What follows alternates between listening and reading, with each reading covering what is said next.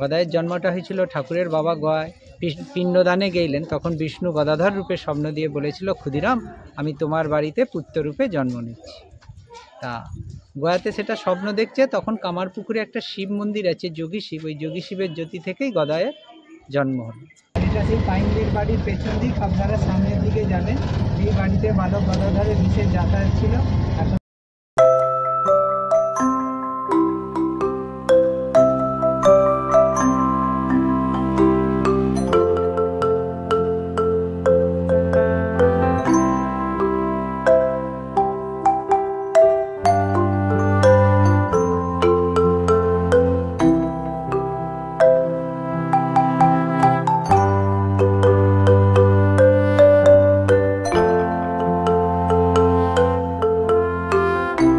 নমস্কার বন্ধুরা, আমি আজ চলেছি কামারপুকুর ও জয়রামবাটির উদ্দেশ্যে, যেখানে রয়েছে শ্রী শ্রী রামকৃষ্ণ পরমহংসদেব ও সারদা মাতার জন্মস্থান।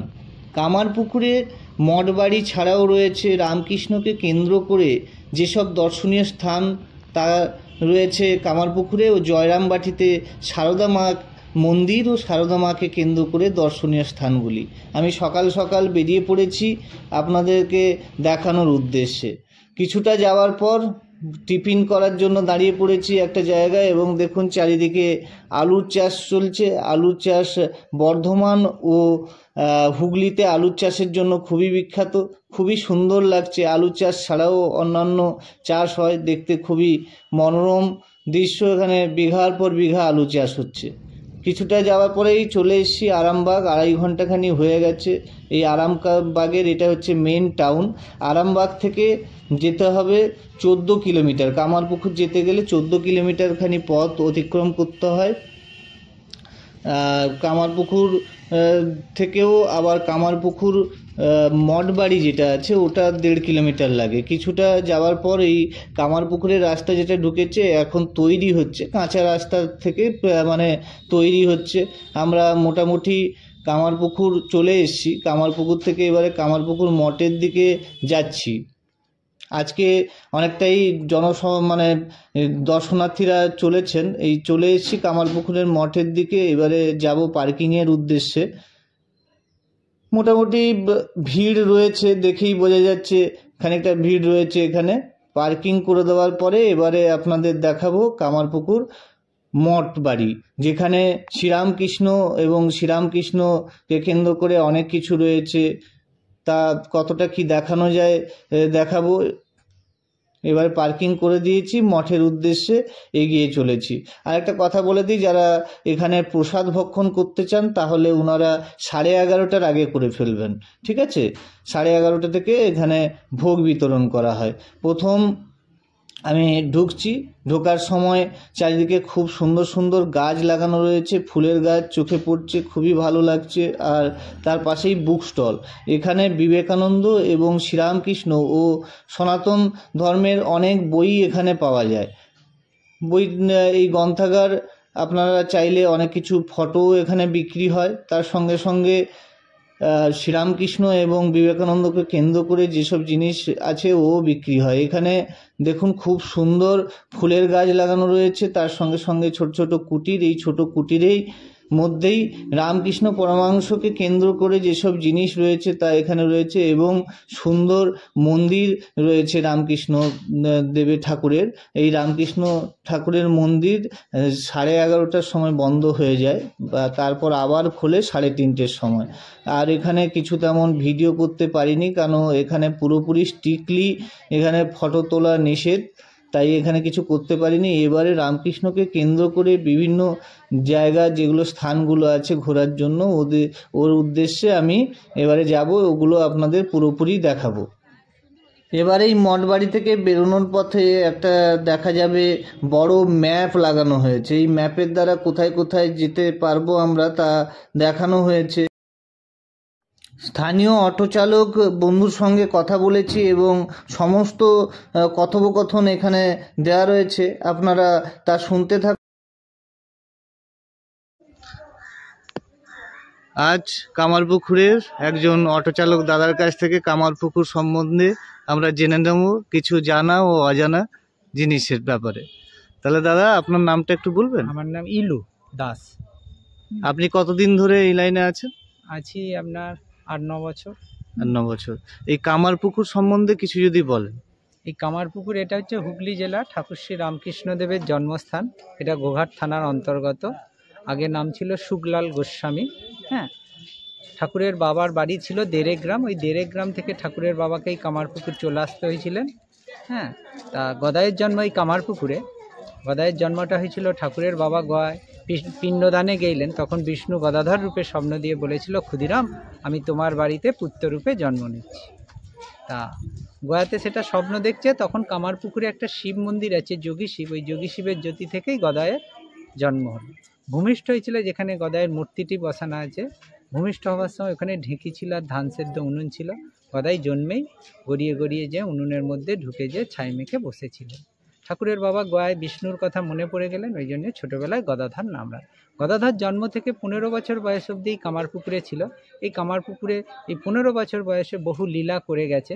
তারপর ঠাকুরের দাদা ঠাকুরকে কলকাতায় নিয়ে চলে গেলেন। হ্যাঁ, এই 15 বছরে যে 18টা 20টা জায়গা আছে, হ্যাঁ, দেরেগ্রাম, বিশালক্ষী মায়ের মন্দির, ঠাকুরের পাঠশালা, ধনিকামানি, চিনু সাকারি, লাদের দুর্গা মন্দির, বিষ্ণু মন্দির, ভূতির শ্মশান, ভূতির খাল, মানিক রাজা, রামরো কানন, গদাই সাধু সেবা যেখানে করতে চলে যেত, এইসব ঠাকুরের দর্শনীয় স্থান। এইগুলো আপনারা মানে ঘোরানোর জন্য কত টাকা নিয়ে থাকেন? আমরা 500 টাকা নিই। 500 টাকা দেন, মানে 18খানা জায়গা ঘোরানোর জন্য 500 টাকা।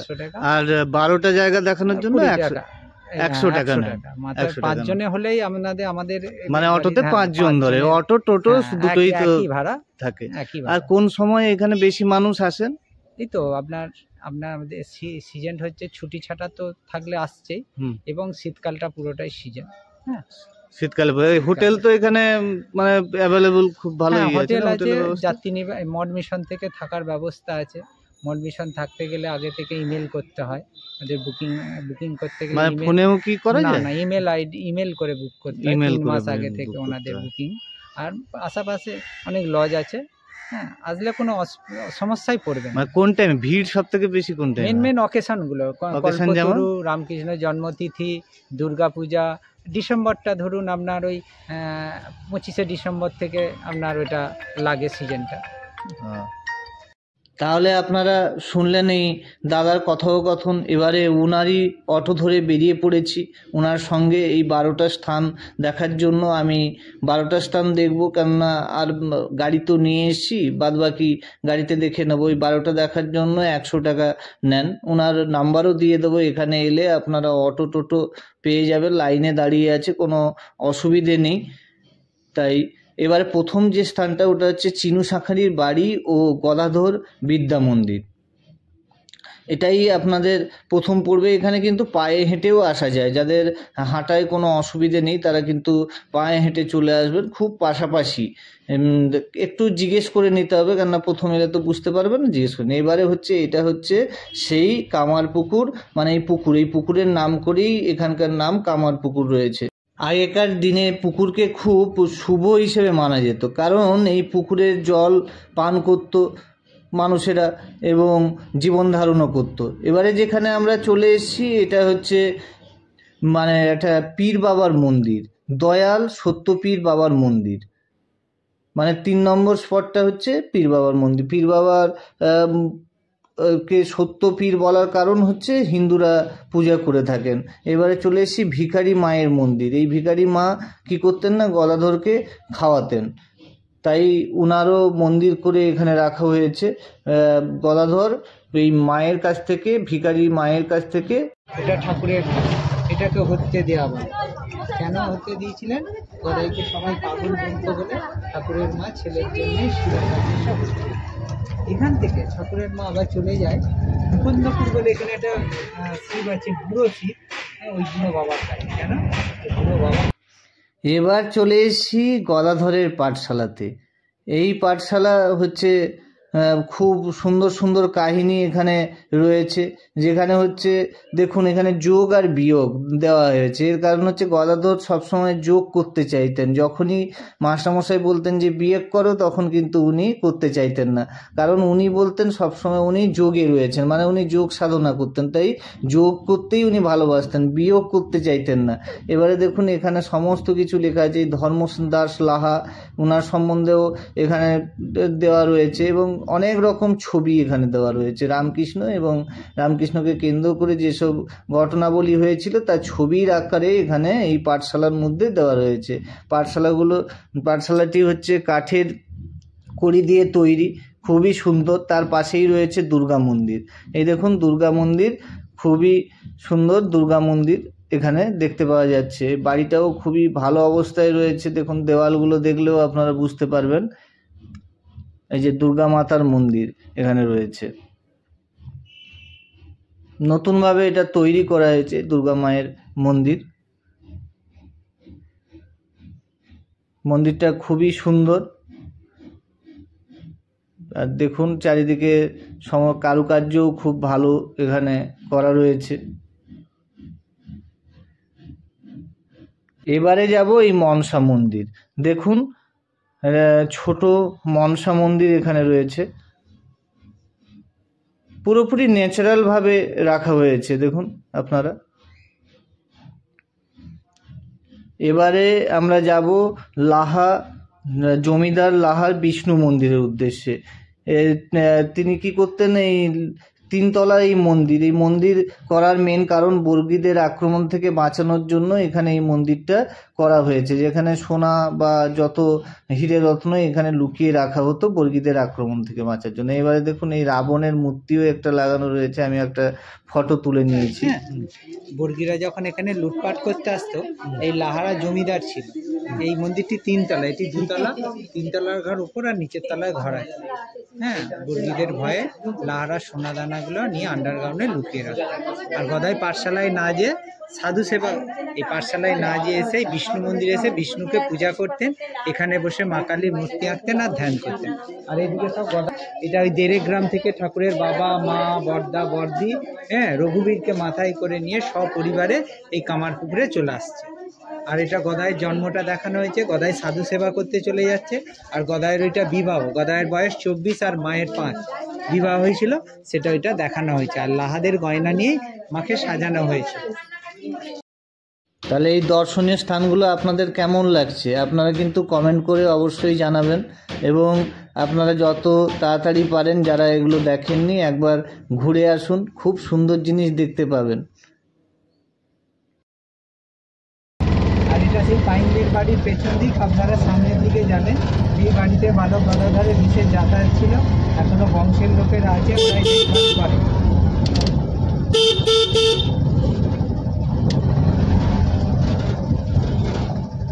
দেখাশোনা এই সামনেই গেছে, ওই যে বসে আছে।